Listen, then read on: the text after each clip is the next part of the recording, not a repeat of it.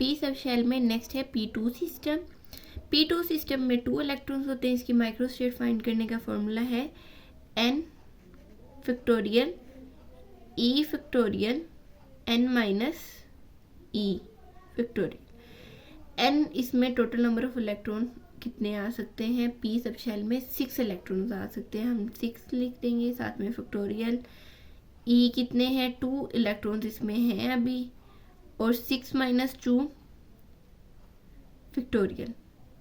Factorial find करने का तरीका ये है 1 multiply by 2 multiply by 3 multiply by 4 multiply by 5 multiply by 6। जो वैल्यू है वहाँ तक इस तरह से हमने मल्टीप्लाई करते जाना है। 2 के लिए है 1 multiply by 2 and then 6 minus 2 is equal to 4। तो हम इसे लिखेंगे 1 multiply by 2 multiply by 3 multiply by 4। इसकी वैल्यू फाइंड करने के बाद जो वैल्यू आती है वो है 15। हम पहले इनको मल्टीप्लाई कर लेंगे, फिर इन्हें इस वैल्यू को इसके साथ डिवाइड कर देंगे।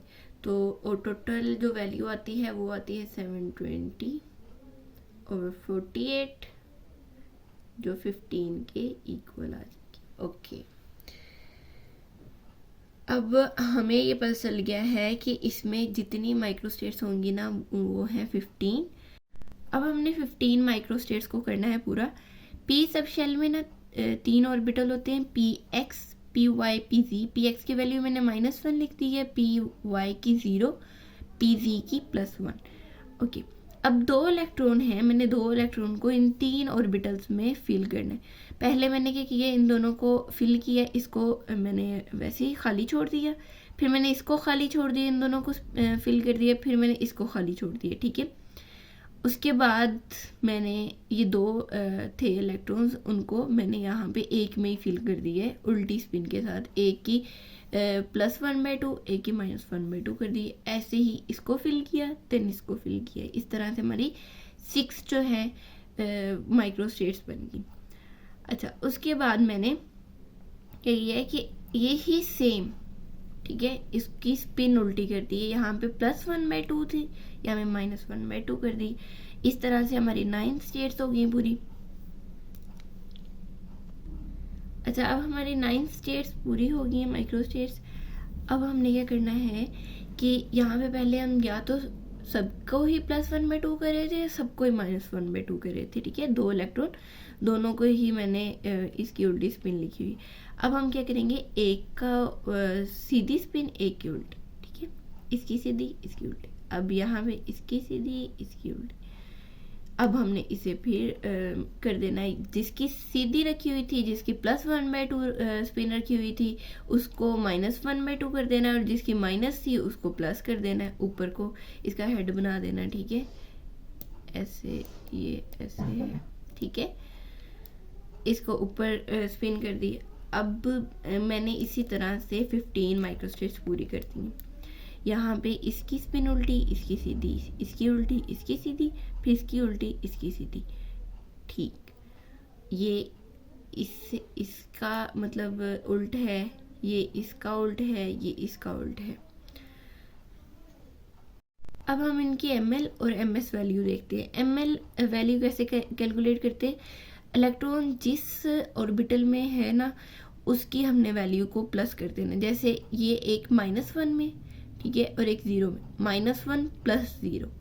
ठीक है, -1 + 0 तो क्या आएगा, -1। ठीक है, ms वैल्यू कैसे कैलकुलेट करते हैं, ms वैल्यू कैलकुलेट करने के लिए हम क्या करेंगे कि इनकी स्पिन्स को देखना है। +1/2 +1/2 क्या हो गया, +1 हो गया। ठीक है, और ये वाली जो वैल्यू है ये कैसे लिखी है मैंने, ये मैंने इस तरह से लिखी है कि इलेक्ट्रॉन किस ऑर्बिटल में है, -1 में। ठीक है, -1 लिख देंगे, और इसकी स्पिन क्या है, प्लस है या माइनस है, वो हमने लिख देनी है। यहाँ पे इसकी स्पिन प्लस है तो प्लस लिख देंगे। नेक्स्ट इलेक्ट्रॉन जो हमारा है वो 0 में है, मतलब पी वाई में है, तो हमने इसे यहाँ पे 0 लिख के प्लस इसकी स्पिन लिख देनी है। इसी तरह से मैंने इन सब को फिल कर लिया है। जैसे ये था -1 + 1, आपस में कैंसिल होके 0 हो जाएंगे। पिन सीधी है, +1/2 +1/2 +1 हो गया यहाँ पे, ठीक है। ये इलेक्ट्रॉन -1 में था और प्लस पिन के साथ था, ये इलेक्ट्रॉन +1 में था और प्लस पिन के साथ था। इस तरह से इन्हें लिखते जाना, ठीक है। ये मैंने इसलिए इस तरह से इनका ये बना लिया चार्ट कि नेक्स्ट हमने जो टेबल बनाना है उसमें इजी होगा हमें। अब हमने सबसे हाईएस्ट वैल्यू को देखना है। हाईएस्ट वैल्यू जो है ना वो थी +2 और 0, ठीक है। जैसे अगर मैं यहाँ पे देखूं,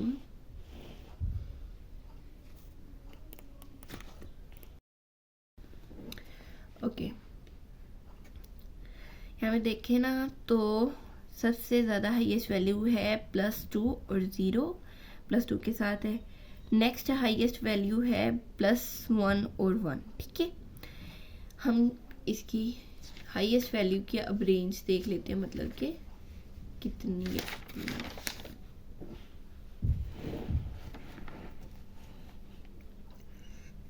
ओके, हाईएस्ट वैल्यू थी 2 और 0। 2 के लिए हम वैल्यू लिखते हैं -2, -1, 0, +1, +2, ठीक है। इसकी हमने प्लस माइनस सारी वैल्यूज लिख लेनी है। 0 की कोई प्लस माइनस वैल्यू नहीं होगी तो इसको 0 ही कंसीडर करेंगे, ठीक है। अब यहाँ पे इसकी ml और ms वैल्यू लिख लेते हैं। जैसे ये है +2 के लिए जो था ना, ये 2 और 0 वैल्यू के लिए इतना टेबल आएगा। इसकी मैट्रिक्स होती है 5 रोज और 1 कॉलम, ठीक है। इस तरह से मतलब कि इसमें +2, -2, -1, 0, +1 और +2 तक ये वैल्यूज़ आएंगी 5, और 0 का एक ही है तो ये एक ही कॉलम है। अगर हमारे पास 1 होता फॉर एग्जांपल, तो हमने यहाँ पे +1 और -1 की वैल्यू भी लिखने, तो फिर इसका मैट्रिक्स होना था 5/3, ठीक है। अभी इसका 5/1 है तो ये वैल्यूज़ आ गई हैं टोटल। अगर हम करें तो 1, 2, 3, 4, 5 वैल्यूज़ हैं, ठीक है। यहाँ पे 5 वैल्यूज़ कौन कौन सी हैं? 2, 0, 1, 0। ml वैल्यू 2 है, ms value 0, ml value 1, ms value 0। ये इस तरह से हमने लिख लेना है। ये कैसे आया है? ये हमने यहाँ से हाईएस्ट वैल्यू की पूरी इस तरह से प्लस माइनस में रेंज लिख ली और ये आ गया। अब हमने देखना है कि ये वैल्यूज़ जो हमने पीछे टेबल बनाया है ना, वो कहाँ कहाँ है। तो पहले देखिए, +2 है और 0 है, ml वैल्यू +2, ms वैल्यू 0। तो अब हम देखते हैं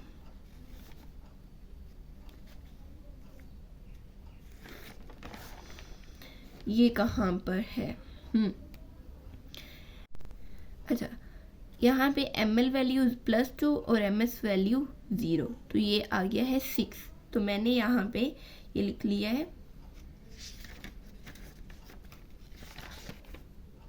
ये 6, ठीक है, कि मेरे टेबल में इसका जो नंबर है वो 6 है, ठीक। अब 1 और 0, ml वैल्यू 1 होनी चाहिए, ms वैल्यू 0 होनी चाहिए। तो उसके लिए हमने क्या करना है, यहाँ पे ml वैल्यू +1 और 0, +1 और 0, ये आ गया, ठीक है। +1 और 0 12 है, लेकिन यहाँ पे मैंने 15 वैल्यू ली है। आप कोई भी ले लो, कोई मसला नहीं है। ये +1 और 0, ठीक है, ये 15 वैल्यू आ गई। ओके, नेक्स्ट हमारी जो वैल्यू है वो है 0, 0। 0, 0 के लिए मैंने जो वैल्यू ली है वो है ये वाली, ठीक है। 0, 0 आ गया। नेक्स्ट है -1, 0, -1 और 0, यहाँ पे देखें, -1, -1, 0, 10 लिखी हुई। अच्छा, -2 और 0, -2 और 0, 4, ठीक है। ये हमारे पास आ गया। अब हमने देखना है कि इसकी L वैल्यू कितनी है और S वैल्यू कितनी है। L वैल्यू थी इसकी 2, ठीक है, ये। और S वैल्यू कैलकुलेट करने के लिए हम जो फॉर्मूला होता है वो है 2s + 1। यहाँ पे कर लेते हैं 2s + 1, ठीक है। 2 0 प्लस 1, 2 0 0 और ये हो गया 1, तो इसकी वैल्यू आ गई 1। यहाँ पे गलत लिखा हुआ है, यहाँ पे आएगा 1, ठीक है। ये 1 यहाँ पे आ गया, ठीक है। और ये 2 था, तो 2 जो होता है वो कौन सा होता है, D, ठीक है।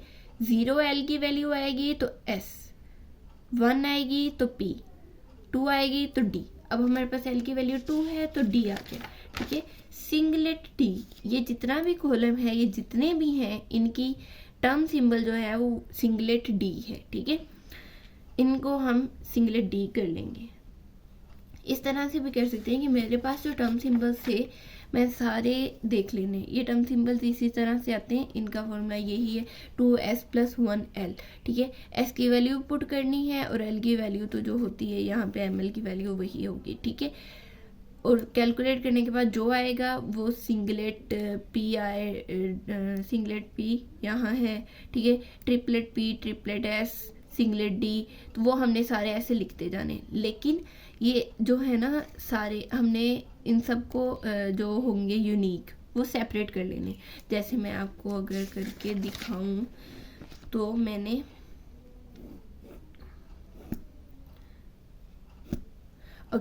मैंने क्या किया है, सिंगलेट D, पहले हायर वैल्यूज लिखनी है। D की वैल्यू सबसे बड़ी है 2, तो हमने इसे सिंगलेट D को लिख लिया है।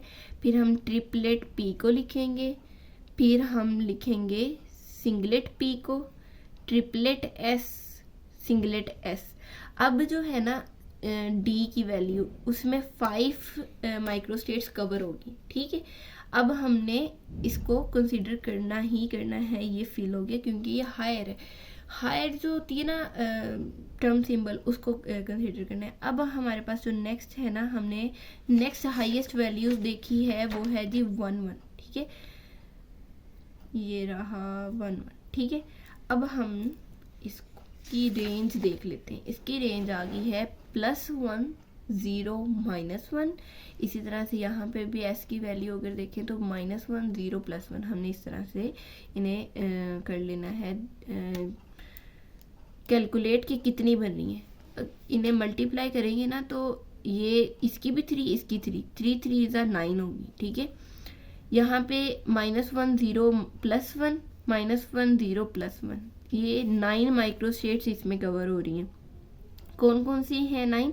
वो ये हैं 1 0 -1, ये सारी 1 की वैल्यू आ गई, फिर 0 और ये -1, ये इसी तरह से +1 0 -1, +1 0 -1, +1 0 -1, ऐसे ही पूरी रेंज लिख लेनी है। इसकी भी +1 0 -1, ये सारी जितनी भी माइक्रोस्टेट्स हैं वो हमने इस वैल्यू से निकाली हैं, +1 0 -1 से, और -1 0 +1, इस तरह से ये सारी वैल्यूज आ गई। कितनी है ये? 9 है। अब हमने देखते जाना है कि +1 कौन सी है। ये है 3, मेरे टेबल में ये 3 वैल्यू पे है ये वाली माइक्रोस्टेट, तो मैंने उसे 3 यहाँ पे लिख दिए। इस तरह से मैंने सारी जितनी भी माइक्रोस्टेट थी ना वो मैंने यहाँ पे लिख ली। ओके, ये है 9 और ये है 5, 14 होगी, ठीक है। अब मैं देखूंगी कि 15 में से 14 कवर होगी, जो लास्ट रहेगी वो कौन सी है, तो वो है सिंगलेट एस की, ठीक है। सिंगलेट एस की जो वैल्यू है वो मैं अलग से लिख लेती हूँ, ठीक, 0 0। अब हमारे पास टर्म सिंबल्स इतने ज़्यादा आए थे, 1D 3P 1P 2 3S और 1S, जिसे हम singlet D, triplet P, singlet P, triplet S, singlet S कहते हैं, ठीक है। लेकिन जो है ना, हमने यहाँ पे देखा सिर्फ माइक्रोस्टेट्स कौन सी हैं, 1D 3P, ठीक है, और 1S। ये जो है ना माइक्रोस्टेट्स, ये कहाँ गई? ये इनकी जो वैल्यू है ना इनमें कवर होगी, ठीक है। इनके लिए जगह नहीं है, तो हम क्या करेंगे, इन्हें इग्नोर कर देंगे। कैसे इग्नोर करेंगे? अब देखो, 1D की वैल्यू यहाँ से लेके यहाँ तक है, इसमें 5 माइक्रोस्टेट्स आनी ही आनी है, ठीक है। ये इस टेबल में तो 5 माइक्रोस्टेट्स हैं, 1 2 3 4 5, ये 5 इधर आनी ही आनी है। जैसे हम यहाँ पे देखें, ये मैंने थोड़ा सा डार्क ब्लू से लिखा हुआ है, 1 2 3 4 5, ये सारी जो वैल्यूज़ हैं वो 1D की, जिसमें 2 है ना, 2 में से एक वैल्यू कर लें हम कंसिडर, ठीक है। ये है 1D की वैल्यूज़। उसके बाद 3P की वैल्यू कौन सी होती है? 3P की हमने देखा था ना 9, -1 से लेके +1 तक, ठीक है। और यहाँ पे भी +1 से लेके -1 तक। ये अगर हम +2 यहाँ पे लिख लें, यहाँ पे -2 लिख लें, ठीक है। +2 +2 यस, +1 0 -1 -2, ठीक है। ये वैल्यूज आ गई। अब ये +2 से लेके -2 0 में ही, यहाँ भी यही था ना, +2 से लेके -2 लेकिन 0, ठीक है। यहाँ पे भी ऐसे ये 0 ही एक ही कॉलम में, हमने यहाँ से लेके यहाँ तक पूरी रेंज लिखी। अब +2 से -1 तक, और यहाँ पे भी -1 से +1 सारा, ये ट्रिपलेट P आ गया, ठीक है। अब हमारे पास एक लास्ट बची है, वो है सिंगलेट S की। यहाँ पे अगर हम देखें ट्रिपलेट P की वैल्यूज 1 2 3 4 5 6 7 8 9 ये आ गई, ठीक है। यहाँ पे 2 इसलिए हो रही हैं कि एक है सिंगलेट D की वैल्यू, हाँ सिंगलेट D की, और एक है ट्रिपलेट P की वैल्यू। अब ये जो वैल्यू है ना, ये वाली वैल्यू सिंगलेट S की है। सिंगलेट S का जो मैट्रिक्स होता है ना, वो होता है 0 0 पे, 0 0 पे बन रहा है, ठीक है। यहाँ से देखें 0 और ये 0 पे बन रहा है, ठीक। अब यहाँ पे लिखा हुआ है जी, सिंगलेट D की वैल्यू 5 माइक्रोस्टेट्स आ गई हैं, ट्रिपलेट P की 9 माइक्रोस्टेट्स और सिंगलेट S की 1, टोटल 15 माइक्रोस्टेट्स हमारी पूरी होगी। हमने बाकी जो टर्म सिंबल्स थे डिराइव हुए उन्हें हमने इग्नोर कर देना है, जो इसमें कवर हो गई हैं वही। और हाँ, इग्नोर उन्हें करना है जो लोअर वैल्यू की, like 1D, singlet D, triplet P, ये हायर वैल्यूज़ थी, इन्होंने इनको कवर कर लिया, तो इसलिए हमने इन्हें कंसिडर किया है हायर वैल्यूज़ को और लोअर को इग्नोर कर दिया। अच्छा, यहाँ पर जो मैंने ये वाला टेबल बनाया है ना, ये क्या है? ये मैंने पीछे मेंशन किया था कि मैंने चार्ट इसलिए बनाया है कि मुझे आसानी हो जब मैं टेबल बनाऊँ। तो जो वैल्यूज़ मैंने D की थी, जैसे ये D की जितनी वैल्यूज़ थी ये वाली, मैंने उन्हें यहाँ पे ऐसे लिख दिया, ठीक है। फिर मैंने ये वाली जितनी भी वैल्यूज़ थी वो इस तरह से ऐसे जहाँ जहाँ ये आ रही थी, जैसे ML ये होती है MS वैल्यू, ये है MS वैल्यू, ठीक है। और ये है ML वैल्यू, ये ML वैल्यू है और ये MS वैल्यू, ठीक हो गया। अब जो है यहाँ पे ML वैल्यू 1 और MS वैल्यू 0, तो ये यहाँ पे आ जाएगी। इस तरीके से हमने इस टेबल को फिल कर देना है, ठीक है। अगर तो आपने ये वाला चार्ट बनाया होगा, ये वाला, तो आपको बहुत इजी हो जाएगा ये सारा काम करना। चार्ट बनाते हुए थोड़ा सा वो होता है कि ये वैल्यूज़ लिखी हो, ठीक है, आप फ़ौरन से उठाओ और यहाँ पे लिख दो, ठीक।